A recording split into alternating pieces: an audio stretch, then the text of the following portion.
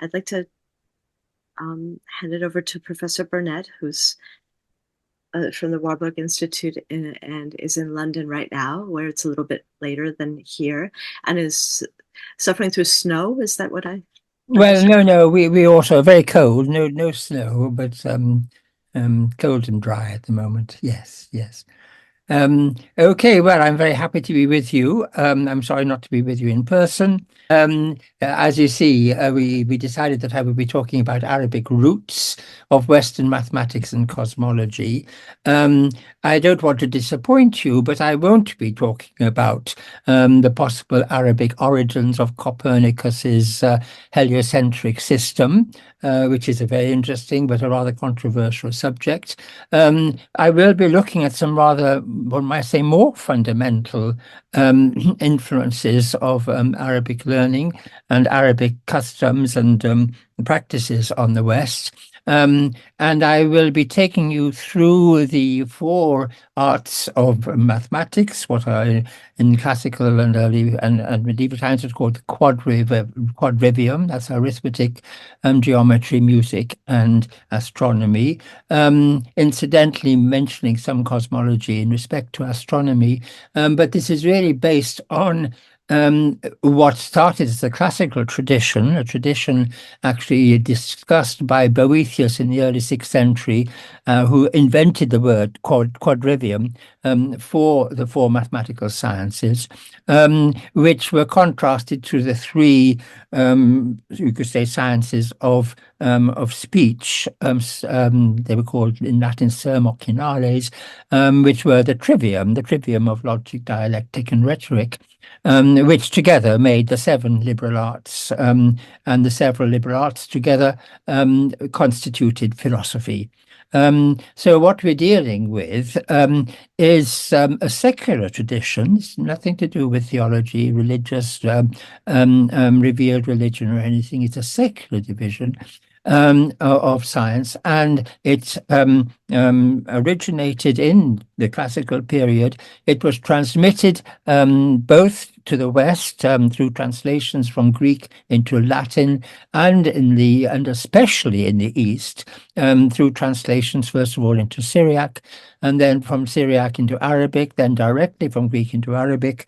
The highlight of this period of translation was the 9th century, where we have patronage of the sciences, of the translations, a real effort by the caliphs of the time who were based in Baghdad, to make all knowledge available in Arabic, and Arabic became, as it were, the lingua franca for scientists throughout the Arabic realm. And that included Al-Andalus in Spain. I will start my screen, my PowerPoint, just now after this brief introduction, and that will and during the PowerPoint I will be saying a little bit more about the actual process of transmission. But please interrupt me at any time and say, "Well, I want to know more about this," or or "I want to know less about this," and get on with the next subject. So here's the sharing. I'm sharing the screen now. Um, and I think you can see the title, Arabic Roots of Western Mathematics and Cosmology. And I use the word roots specifically because one of the elements are the roots that you find in algebra. Algebra, of course, being an Arabic word. So it's an Arabic science that was transmitted to the West. And the little cartouche, as it were, is a picture of from an Arabic manuscript of two signs for the root, which in fact are the letters, the Arabic letters jim, because they are the first letters of the word jidr, which is the Arabic for root. And in one case, you have the root of half, 1/2, and in another case, you have the root of 1.5. So root is, as it were, the leitmotif of this lecture. And we will be hearing more about roots, but think of roots in terms of the Arabic origins of so much of Western science. Now, if we continue, do you recognize where that is? This is, of course, Toledo. Toledo was indeed the center for translating of works from Arabic into Latin in the 12th and early 13th centuries. Toledo was until 1085 under Arabic control. The Arabs invaded Al-Andalus in 717, and they quickly established themselves in most of the Iberian Peninsula. But then and they established different. Well, there were different strengths in different parts. And Toledo was the Cordoba was for a long time the actual capital, but Toledo was a place which excelled in the sciences and in astronomy. It was where astronomical tables were drawn up in the late 11th century, just before the conquest. And Saragossa in the northeast of Spain was another very important Arabic Islamic center for the sciences under the kings called the Banu Hud. But Toledo, with the conquerors, with Alfonso the First and Sixth, there were many scientists who were in, if not directly in contact with the Arabic Islamic scientists who had been there before and drawn up the Toledan tables and so on, at least inherited their books. But I think it's nice to see a continuation from Arabic scholarship into Latin scholarship taking place in Toledo soon after the conquest and reaching a high point in the early 12th century and going throughout the 12th century. And just to, well, as an indication of this, we have a whole lot of, well, the center, let's say, of the intellectual life in Toledo was the cathedral. And we have a whole lot of documents from the cathedral. And this is a charter from 1154, I believe. The date is actually given in what we call the Spanish era, which is 38 years later. And amongst the people who had signed this document, if you see on, you can just to say see on the right here, Ego G, Dictus Magister confirmo. So I, G, who must be Gerhardus, who is called the master, I confirm this document. And we know this is Gerhardus because the greatest of the translators from Arabic into Latin in Toledo was Gerhard of Cremona, an Italian who'd come to Toledo looking for a copy of the great work of Ptolemy, his Almagest. And this was the high point, really, of astronomical learning. And eventually he translated the Almagest, but he translated many, many other works, especially works on mathematics and medicine. And he died in 1187. So this just proves that he was there, and he was within the cathedral as a cleric, a clerk, and presumably he was paid by the cathedral, by the church, to make these translations of secular works. I mean, he wasn't translating theology. So Spain was one center for the translations, the newly conquered areas, and later in 1136, 1148, we have Cordova and Seville falling to the Christians. Eventually, of course, in 1492, Granada was also conquered, and there were no more Islamic kingdoms or Islamic realm in Spain. But for a long time, we have Spanish Christians, Christian rulers living side by side as neighbors to Islamic rulers, and a lot of connections between them. And this explains to a large extent why there are more translations made from Arabic into Latin in the Iberian Peninsula. I mean, we have to include Portugal here, than in any other part of the Mediterranean. This, as I've already mentioned, another center for science was Saragossa in the northeast, Tarazona in the northeast of Spain, which was under Arabic rule until the early 12th century. But more importantly, it was next to the great Arabic Islamic scientific center of Saragossa on the river Ebro. Um, and we know that in the early 12th century, I think it was in 1109, the Almoravids, who were trying to capture, to reconquer areas of Spain which had been lost to the Christians, drove out the incumbent Islamic king, Banu Hud, belonging to the Banu Hud dynasty, who then found a stronghold in a neighboring fortress called Rueda de Jalón. Here's the remains of this fortress on a tributary to the river Ebro. And this was halfway, as it were, between Saragossa and Tarazona. No, I'll come back to that.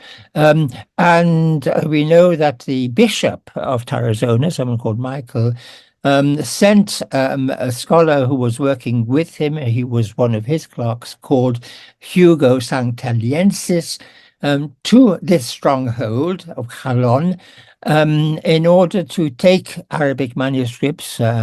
If they had friendly relations, so he took hold of these Arabic manuscripts and proceed to translate the contents of these manuscripts. And just to give one example, this is one of Hugo Sanctaliensis' translations. It's a translation of a cosmology. I won't be talking much about this cosmology because it's specifically a cosmology attributed to Hermes Trismegistus, an alternative, as it were, to the mainstream, which is that of Aristotle and Ptolemy for the astronomy side. But it is curious that we have on the frontispiece, this is the frontispiece to this work, which was written probably within the lifetime of the translator, already or still in contact with Tarazona. We have here a picture of the author, Apollonius. You can probably just see down here Apollonius, and he's described here as Magnus. But if you look at the text here, he's described, Apollonius is described as Magus, and Magus must be correct rather than Magnus. He's described as being a sage.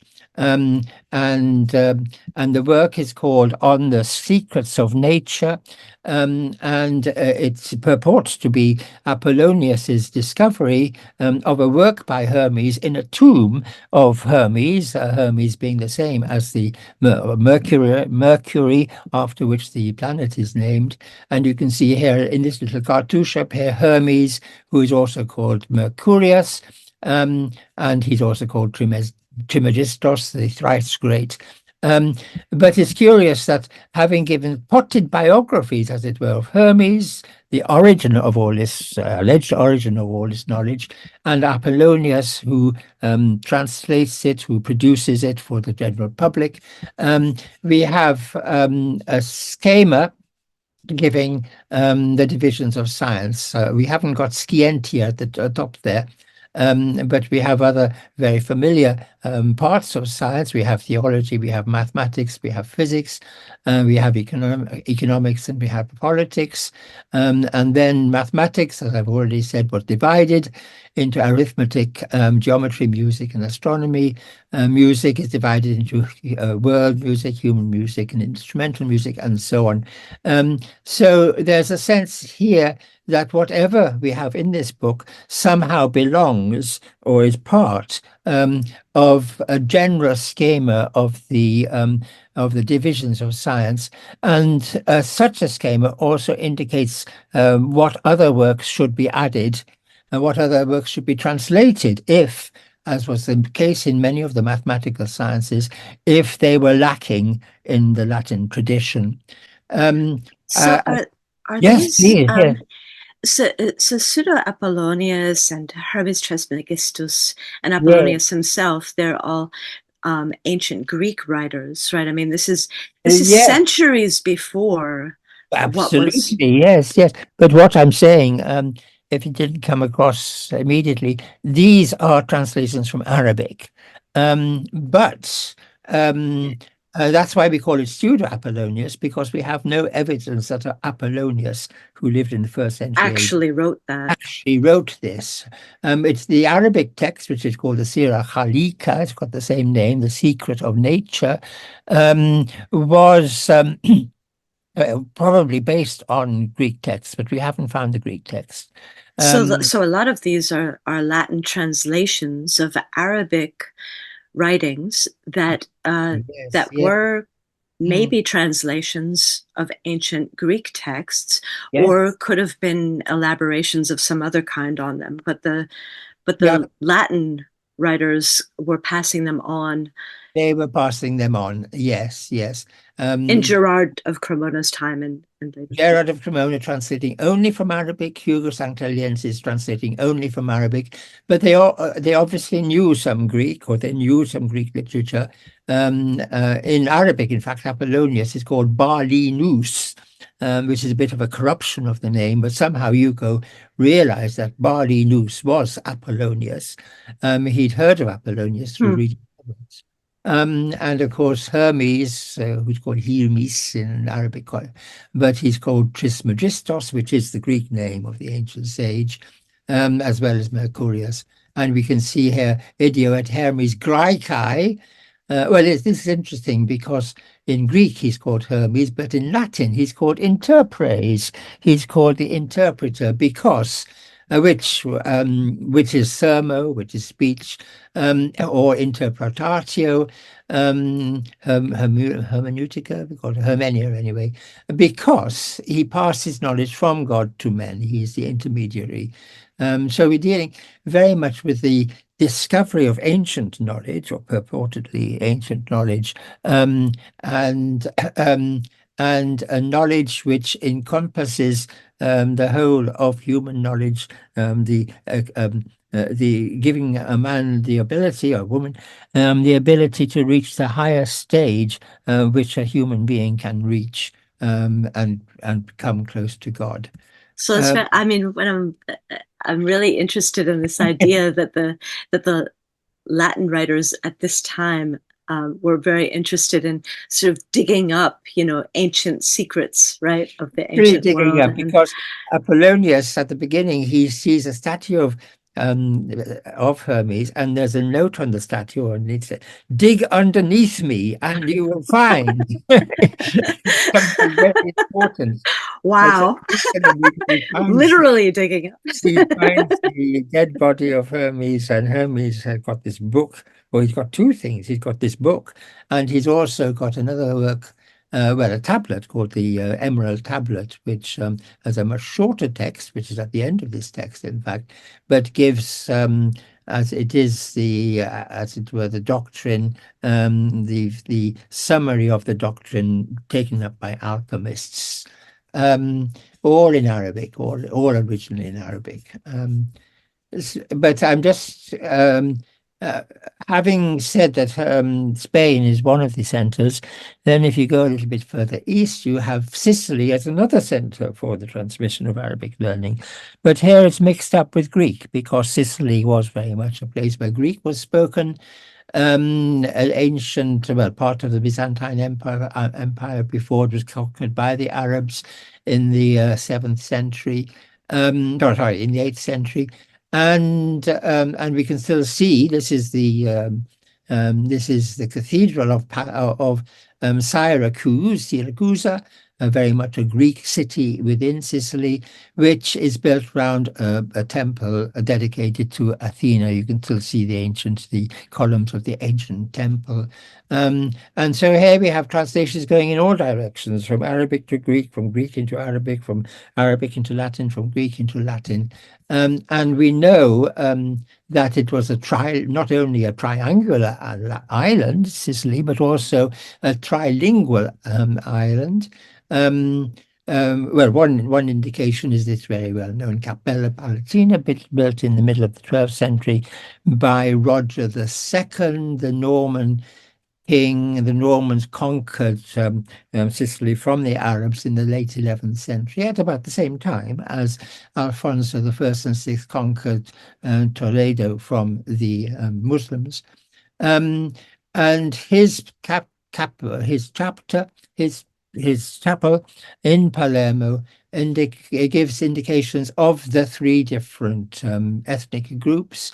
The mosaics obviously are Greek, Byzantine in style, probably made by Byzantine um, um, uh, uh, um, by Byzantine workmen. The You can see the basilica shape itself is Latin, and then the roof, which you can't see here, is decorated entirely with these with a kind of stalagmite decoration, which was put up there by Arabic craftsmen. We'll see an example a bit later. But just to show you that this is an island of the three languages, this is also probably commissioned by Roger II, who died in 1154. It's a psalter.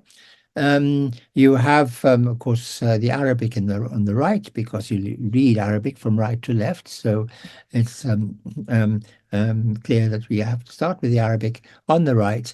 We have the Greek on the left, and we have the Latin in the middle. And we can identify where these translations come from. But the very fact that they're three together indicates that there were worshippers speaking all three languages, associated especially with the Cathedral of Palermo. I could say, but I haven't actually got a slide to show, that the third center for translation was the newly conquered Holy Land. The Crusaders arrived in 1099, and they got established very quickly. A particularly important place for communication between Greeks and Arabs and Latins or Norman speakers or Romance speakers was Antioch, one of the four patriarchal capitals of the church. And we have translations again from Greek and from Latin and from Arabic into Latin there. So there are these three places which became centers for translations at almost the same time because of the Reconquest, because of the the First Crusade, and so on. So having given the context, as it were, I shall now go on to highlight some of the most important things that were items which were transmitted from Arabic into Latin according to the order of the quadrivium. So we start with arithmetic. If you don't mind me asking, Yes. because I'm having a bit of trouble uh, putting the time frame together. Yes. So when translating from Greek, were there a lot of primarily Greek speakers at the time, or was it mostly translating from Greek text? That's a very good point. And you can say the same about the Arabic. Well, I'm convinced that there was, in fact, more contact between Christian Latin-speaking scholars and Arabs, who they called, I mean, in some cases they called their masters, than between the Greeks and the Latins. What happened in the Greek Latin, it was about the same time. In the early 12th century, we have embassies from Pisa, for example, to Byzantium, and manuscripts are brought back into Italy, mainly in Italy, where translations were made from Greek into Latin in the 12th century.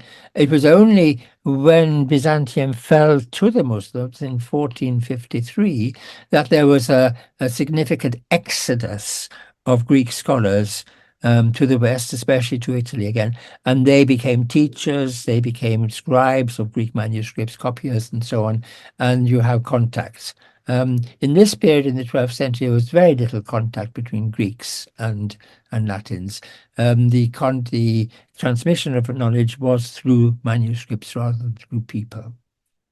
It is said that the Latins went through a period of, well, a dark age, whilst this Greek knowledge, which was complemented by knowledge from India, from China, and especially from Persia, really survived and flourished in the Arabic world. It's a little bit unfair to call the Latin world in the pre-12th century obscured in a dark age, because there were some sciences in which they did excel. And here we have both sides of the story, really, because here we have manuscripts giving great details for how to calculate using the traditional Roman numerals and especially the divisions of the Roman numerals, which were called the asses, plural asses. Um, and these were used, this calculation was done especially to establish the dates of the Christian festivals, because they were always changing, Easter, Whitsuntide, and that sort of thing. So in the top part of this, we have, well, in fact, we have multiplication tables, how to multiply, six twelfths by 9/12, or how to multiply 3 whole integers and 5/12 by 4 whole integers and 7/12. So it's a multiplication table. But then underneath it, we have the first inkling of the use of, or the knowledge of Arabic, what we call Arabic numerals. And in fact, if you look more closely, you might recognize in this table with columns, on the very right-hand side, you have an A and you have a 1. The A is the Greek A, in fact, the capital Alpha, and the 1 is well, from the Arabs. And then the next one is B, and then a 2. You can recognize it as a 2, but it's upside down. And then you have a gamma. Yes, a gamma, which is then a 3, and you can see the 3 has 3, is made out of 3 lines, as it were, but 90 degrees to our normal 3. The 4 is more complicated, but it's equivalent to delta, and then the 5 is also a little bit stranger, different from our present 5, and is equivalent to epsilon. But here we have. And so we're going kind of from right to left down at the Well, bottom. it's going from right to left because we're in Arabic, well, the Arabic thinking, as it were. And what we have is an abacus table, which tells you how to make calculations, not using the multiplication table, which is immediately above it, but by using dies or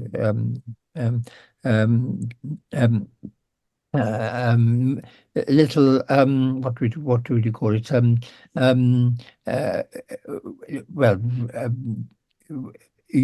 what you would also use in other games, little dies with the numbers actually marked on them. So if you wanted to calculate 3 times 4, you would take a die which has a 3 on it and put it in the column of the digits, and then you would take a die which has a 4 on it and put it also in the column of the digits. A very simple calculation, and then you would multiply the 2 together, and then you would have a 12, and so the 1 would go in the column, a die with the 1 written on it would go in the column of the digits, and the 2 would go into the column of the tens. And you can see that the digits and tens and hundreds and thousands, and then 10,000, 100,000, and so on, are marked in Roman numerals, just underneath these Arabic numerals that I've already been mentioning. So what date is this again? Well, this is early 12th century. It's a manuscript from Oxford, and it's just at the time when Arabic numerals started to become known. In fact, they were known, but only on the abacus, and only as markers on the abacus die, the settle of the abacus. And you can see, well, this is another abacus table which hasn't really been filled in. You can see the Roman numerals 1, 10, 100, etc. And just underneath, you can see the Arabic numerals 1, 2, the upside down 2. Yeah, I can use my cursor actually. 1, 2, and then the 3, which has 3 little prongs, then the 4, then the 5, then the 6. You can recognize more the 7, which has just been turned around a little bit, and the 8, which consists of 2 circles. The 9 is obvious, and then the 0 at the end. And they all have their own names, which is curious. Some people suggest that some are obviously Arabic names, but some others seem to be Berber names. And then you have this little quotation, Gerbertus, latio numeros abaci et figuras, and we have to have something like dated at the end.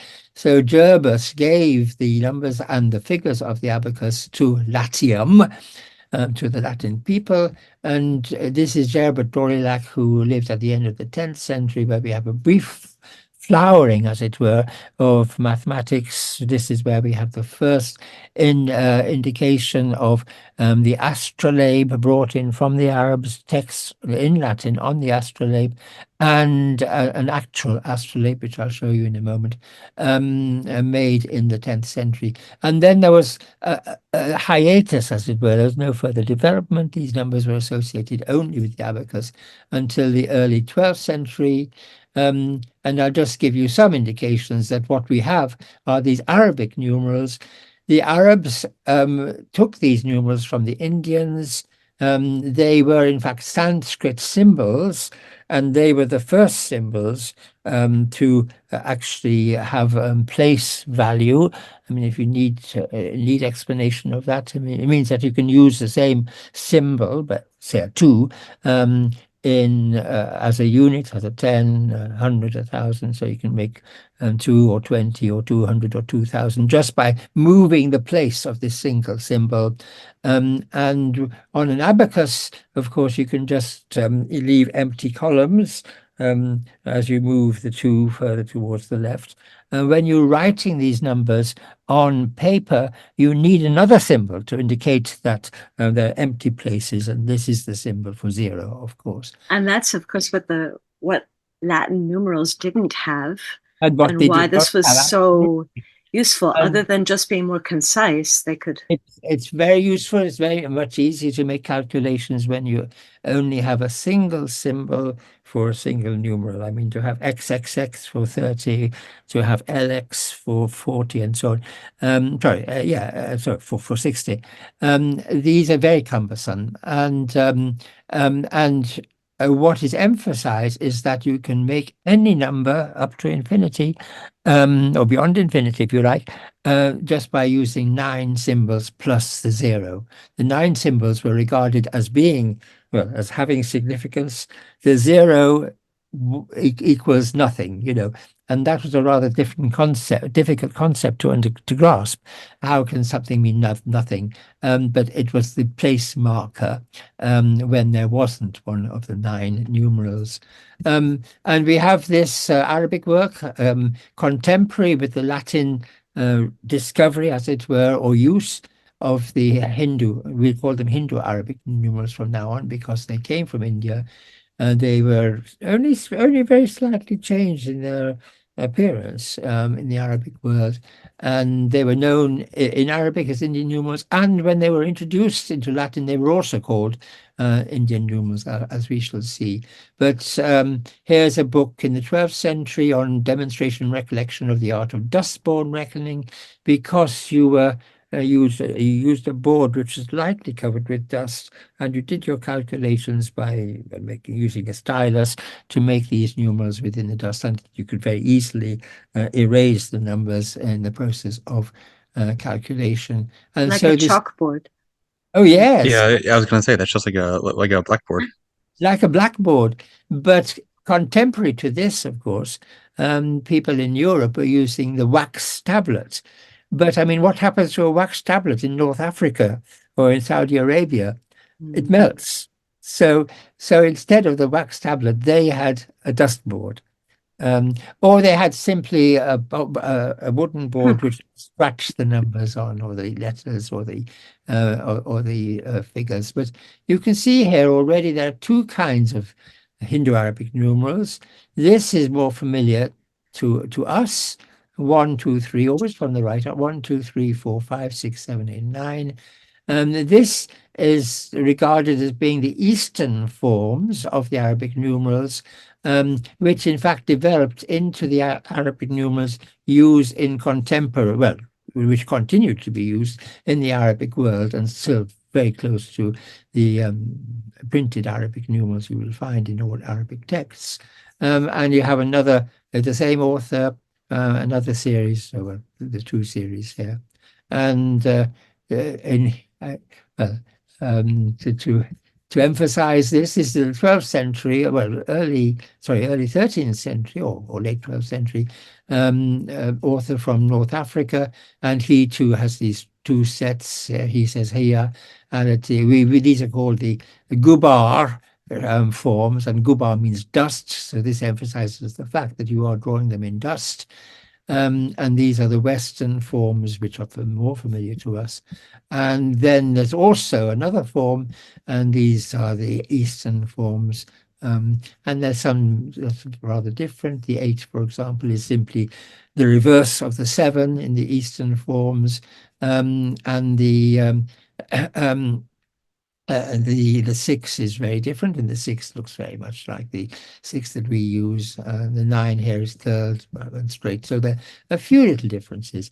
And then when we go into the Western, we look at Latin manuscripts. Here again, you have the two sets. This set, the Eastern forms, you can recognize them by now, are called the Indian figures, indique figurae. And these are the Western forms, which developed into those that we use nowadays in the West, which don't have a name, but these are very similar, and they're specifically called the Toledan forms. So we can infer that these were introduced via the translations or the translators or the scholars who were working in Toledo in the mid-12th century. And as you can see, the 0 is regarded not as being one of these numerals, but it has a place of its own. You can represent the 0 by a circle or by a T, which probably comes from the Greek, ancient Greek use of T for theta, or for the Latin terminus, meaning just the end. And they are described, well, I suppose all of these. No, just the zeros are the cifre, and cifra is the Arabic word for a 0, but it gives rise to all these European words, cipher, chiffre, 0. In fact, all these words come from the Arabic word cifra, and because perhaps this was the most interesting, the most unique form of numeral, the word for 0 became universalized to indicate all these Hindu Arabic numerals. And just to give one example of the use of these numerals, this is our favorite Hugo Sanctaliensis from Tarazona, translating not only Pseudo-Apollonius, but also works on astronomy and astrology, but using the Eastern forms of the numerals. So he must have been in contact with Arabic scholars who were more familiar with this Eastern version, which we find in northeast Spain, in the Valley of the Ebro, and in Pisa, for example, and in Italy more general, but not in Toledo.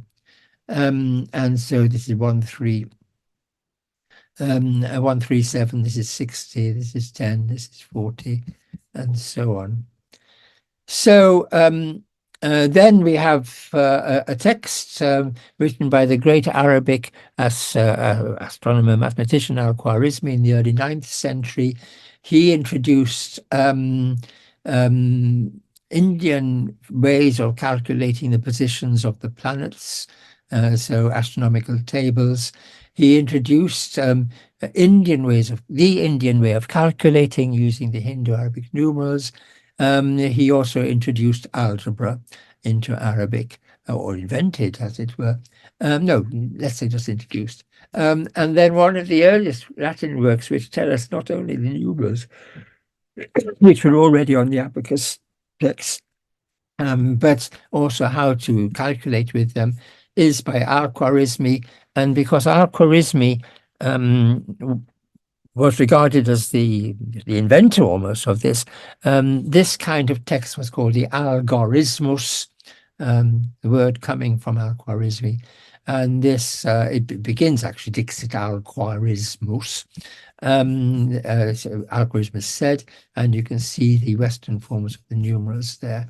And I think I've got just one more from the same manuscript in the Hispanic Society of America in New York, where you can see, if you want, I mean, here are the figures of the tens, and you have a 0 after the 1 for the figures of the tens.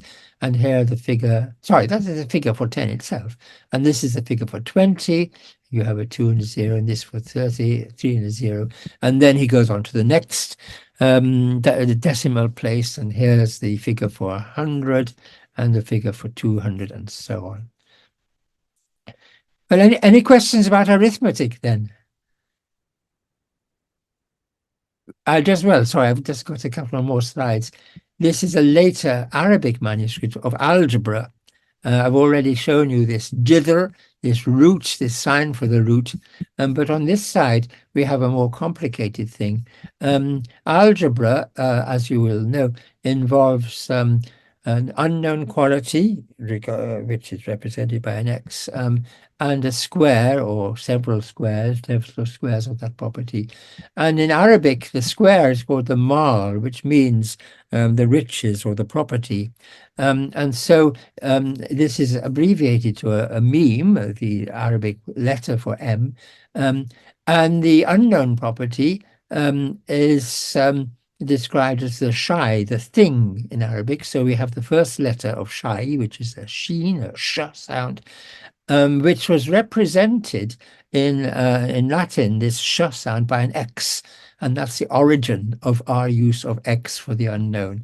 So here we have 5 square, and then we have 4x, and then we have others here. But just to remind you that this algebra, not this very text, but again, a form of algebra written by Al-Khwarizmi, was translated into Latin in the mid-12th century. We have both, transmission via the value of the Ebro, and also at Toledo by Gerard of Cremona. And so they use the X as the shy, the thing, the unknown quantity.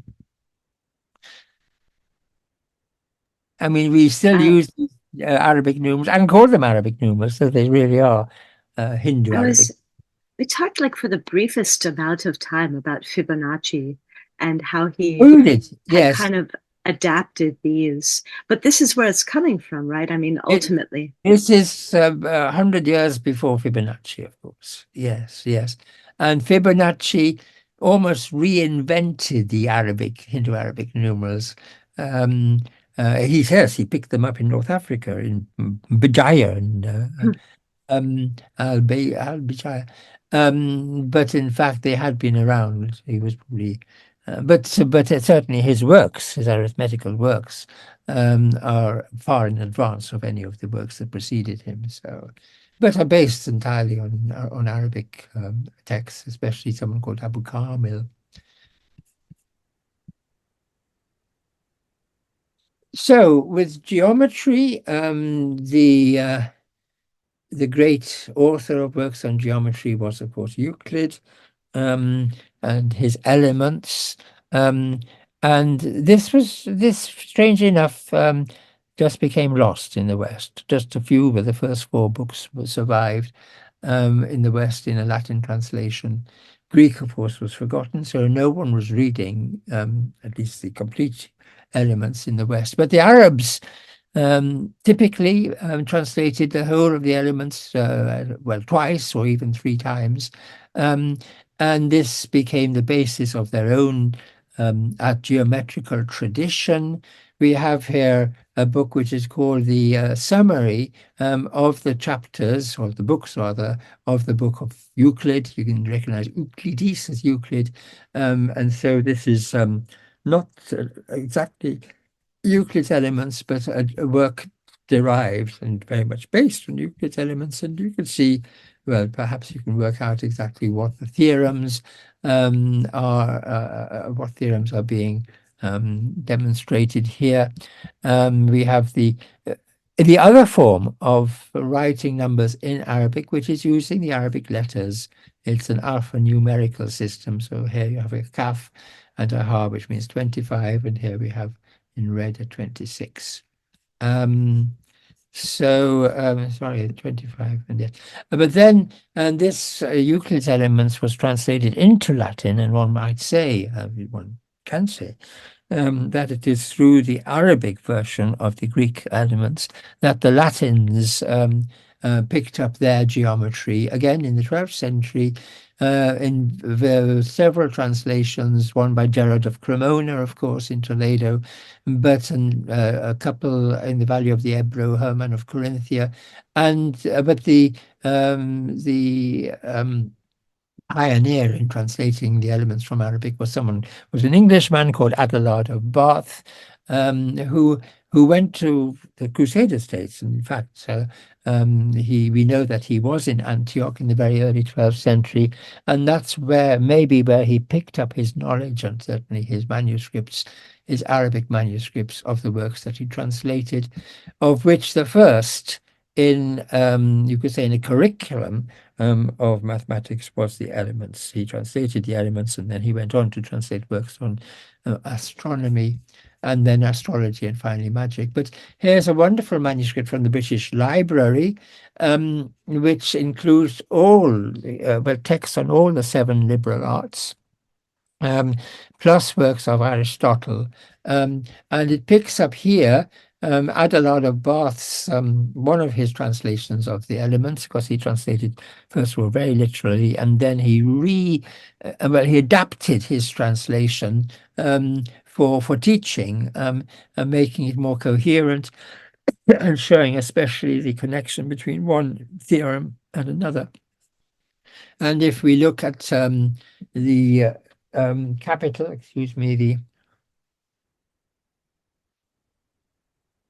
the capital letter which precedes the elements, we have Lady Geometry herself teaching a lot of students, including, I think, a master who's pointing. But she's pointing, and she's got a gnomon, and she's got some compasses, she's got various geometrical shapes on the table in front of her, and she's got a very attentive audience. So this is just, again, emphasizing the importance of geometry. Now, I'm jumping straight to music, because one might think that the Arabic influence on Western music was not so decisive as that on arithmetic and geometry and finally astronomy, because there was a lively tradition, whether you think of the Gregorian chant, whether you think of the of native Latin music treatises, including one on Boethius by Boethius, but also by the 11th century we have Guido d'Arezzo establishing the theory of music and the practice of how to write music and so on. But there is some Arabic influence, and part of this is based on the idea that everything is related within the world, that the musical tones, or in this case, in fact, the musical modes, or what they call maqamat in Arabic, the different ways of playing, the different scales, you might say, are related to the different signs of the zodiac, are related to the different elements, are related to the different qualities, the different humors, different sexes, and the different times of the day, of the days of the week.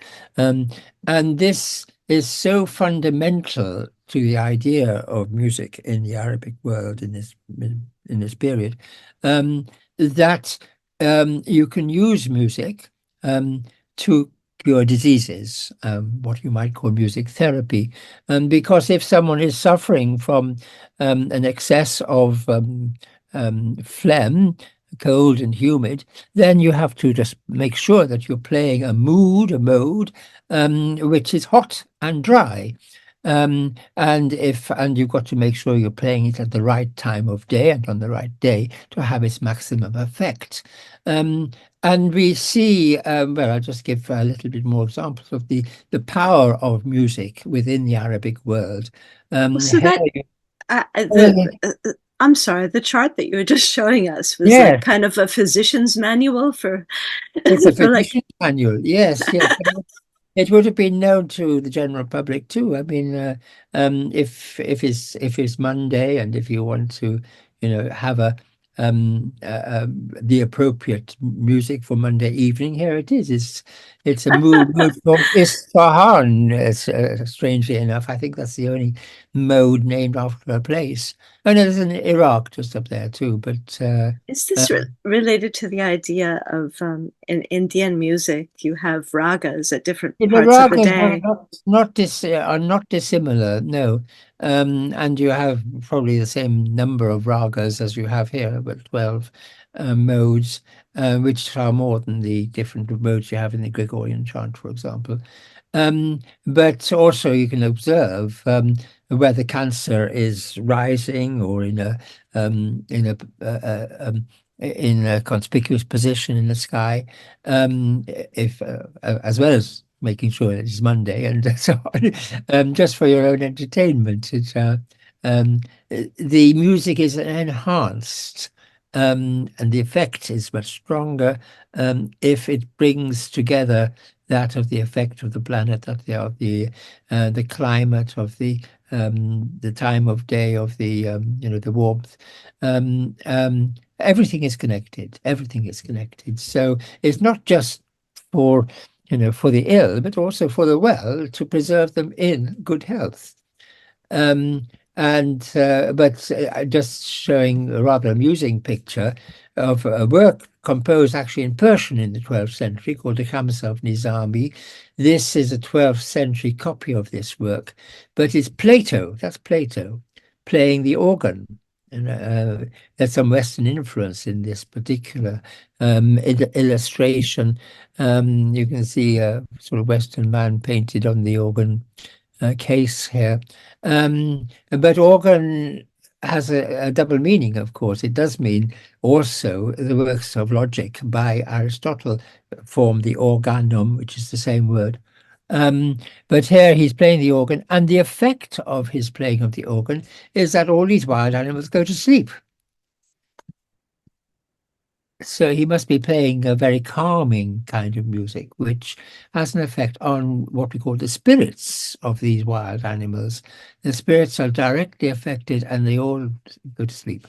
And um, but you can manifest in the Arabic world these correspondences are most easy to manifest on what is regarded as being the Arabic instrument par excellence. I mean, if the sitar is the Indian musical instrument par excellence, the lute is the Arabic one. And you can see the Arabic word for this instrument is al-oud, which gave rise to the Western, the Western forms of the names for this instrument, including our own lute.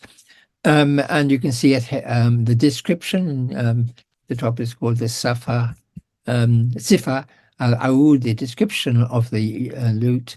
And this is the neck, the ankh, and then you have 5 strings, which each have their own names, and you have the roses here and so on. But we have descriptions of how each of these strings corresponds to an element. You have the 4 earthly elements of fire, water, air, and earth. But you have a 5th string corresponding to the ether, the celestial element. The shape of the lute itself is like half a hemisphere. So it represents half the celestial sphere. The frets are related to the planets. There are 4 of them there. And so on. At every stage, you are reminded of these correspondences, one would call them. And the lute was introduced into Europe, you could say, at the same time as many other Arabic instruments, some of which still recall their Arabic names. The rabab, which is the bowed instrument, a bit like a violin, became what was called the rebec. And if we go to the next stage, we can actually see the difference between the lute, which is on this side here, a plucked instrument, always with a bent neck here, and the rabab, which is always a bowed instrument. And here you can see but it's got a different kind of neck. And these are two musicians entertaining somebody who's drinking in the middle here. And these are some three of the illustrations of paradise, one might say, which are in the ceiling of the Cappella Palatina, which I showed you earlier on, but we couldn't actually see these coffets in the what are called coffets in the ceiling. Um, Now, one might say, well, there are hints that this idea, the idea of correspondences, was brought into Europe from the Arabs.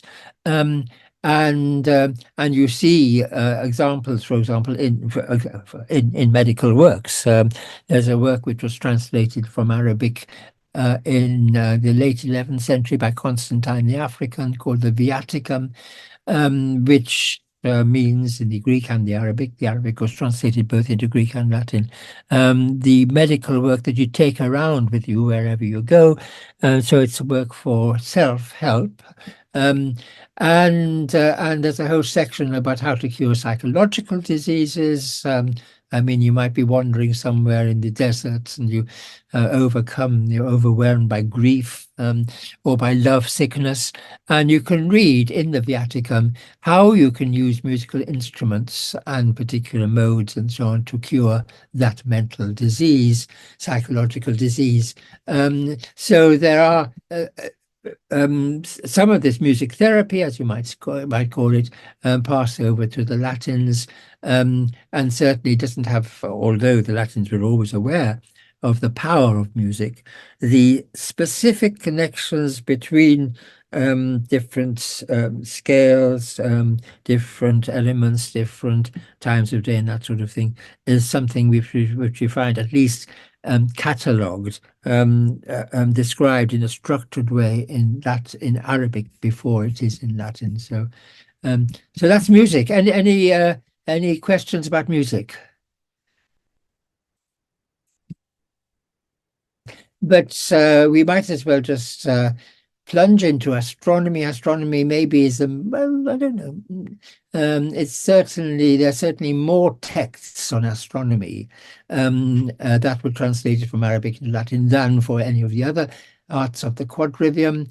And I'll just give you a selection of what we have. We have astronomical. We have star tables. Here we have a list of all the stars, the names of the stars in a constellation of Bootes, in fact, is Awa in Arabic. And there are several stars in this particular constellation, and we have their latitude and longitude. On the other side, we have the stars of a constellation called Akil, which is Shamali, which is the northern crown. But you also have, I mean, this was actually on the advertisement for this lecture, the constellations, the stars and the constellations actually put on images of the names of the constellation. This is the sign of the zodiac of Taurus, as you can see, and we have all the stars marked in their right positions. This is the famous map images of Asufi, whereby each of the constellations is shown twice. Once, as you will see it when it's marked on a celestial sphere, i.e. on the outside, as it were, and the other as it's seen from the surface of the earth by man. And then, well, here is a magical text, one might say, in which the circles, I mean, circles, if you're thinking of astronomy, if you're thinking of magic, it's very natural to think of circles. These are circles of the signs of the zodiac, which are around sort of in the middle here, actually, Aries, Taurus, Gemini, and so on, associated with the different elements again, which are in this circle, the different compass directions, which are in this circle. And this circle actually also has the signs of the zodiac, but has the numbers, the names associated with it.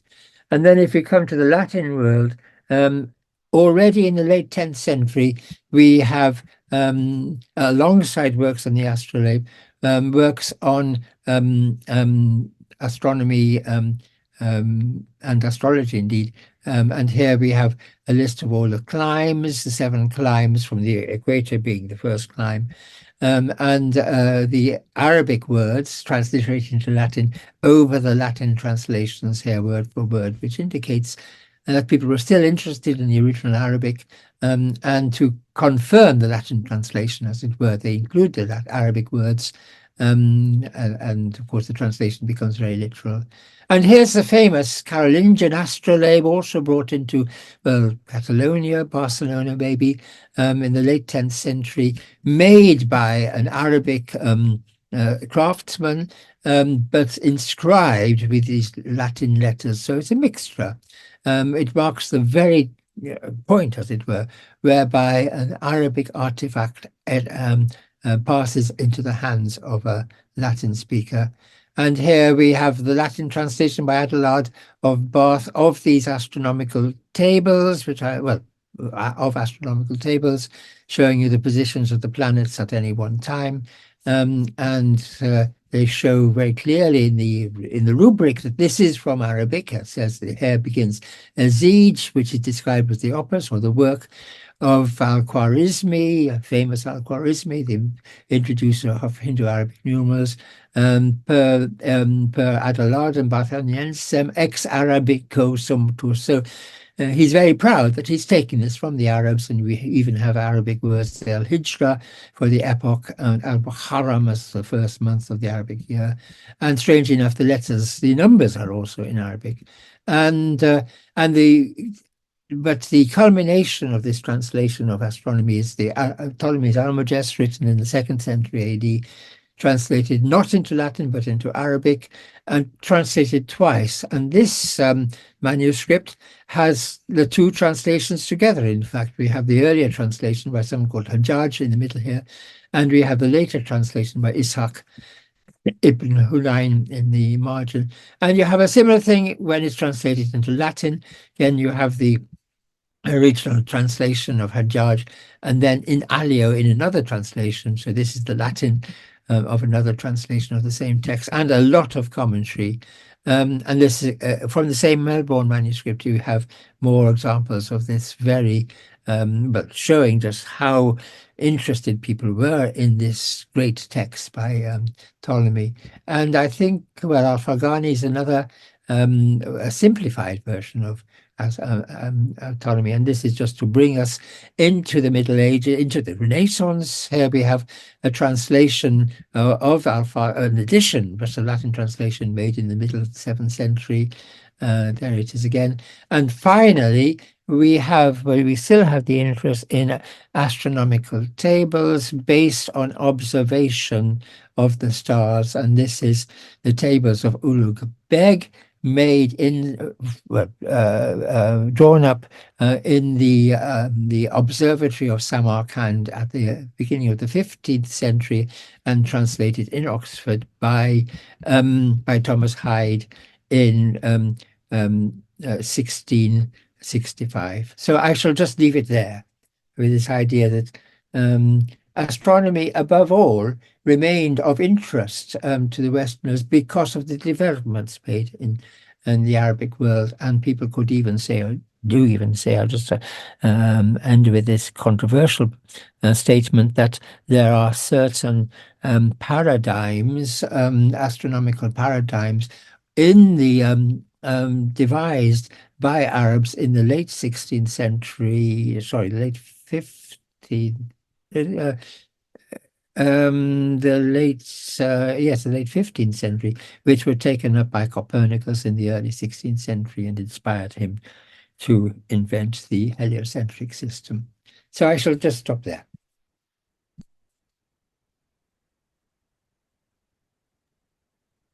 Thank you so much. This is amazing. So the connection at the end is maybe to Copernicus, but all of the material that you've been showing us was sort of floating around also in Europe at this time. So it would be hard to pin down what exactly people were looking at any one time, would it be? Yeah, well, yes.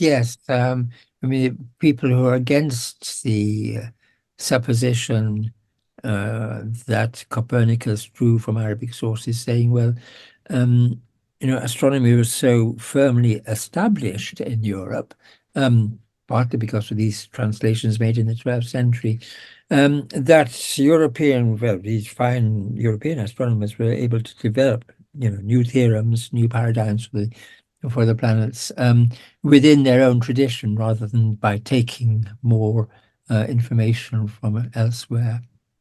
But as you've shown, the whole tradition was really informed by the Arabic Yes. science. So can't be any question about that part. It's just whether or not Copernicus was literally looking at, a particular. Yes. But Copernicus was a very honest scholar, and he tells us where he gets his information from, and there is, in fact, an absence of any Arabic. Well, he knows the earlier ones. He knows Al-Battani, he knows Abu Mashar, but he doesn't refer to his Arabic contemporaries. Well, thank you so much for this. Does anybody have questions or comments? This is intriguing. And so just I'm not at all an expert, so my question would be, do you have recommendations for further reading or for prior reading, perhaps I should say? Well, yes. Yeah, I mean, there's a book by someone called Dag Hasse, which is entirely about the continuing use of Arabic material in the Renaissance. It's called Success and Suppression: Arabic Studies in the Renaissance, and he calls it that because the Arabs still had success in the 15th, 16th, 17th centuries. But there was also a lot of criticism saying, why not? Why do we depend on Arabic works when we can go right back to the Greek sources for Ptolemy and Euclid and so on? So that's a very interesting and very full account, but concentrating on the Renaissance. And then you have, we still have a very valuable book by Charles Homer Haskins, already written in the, I think, first published in 1927 or 1924, revised 1927, on studies in the history of medieval science. And he shows just how important Arabic sources were. Thank you. Charles Homer Haskins, and I'm just Charles putting Homer Haskins, yes. I don't have any questions, but thank you so much for giving this lecture. It was very informative. I must leave, but again, thank you so much for opening up this world. Yes, right. So I shall say goodbye and good luck. Thanks. Thank you. Thanks Yeah. very much.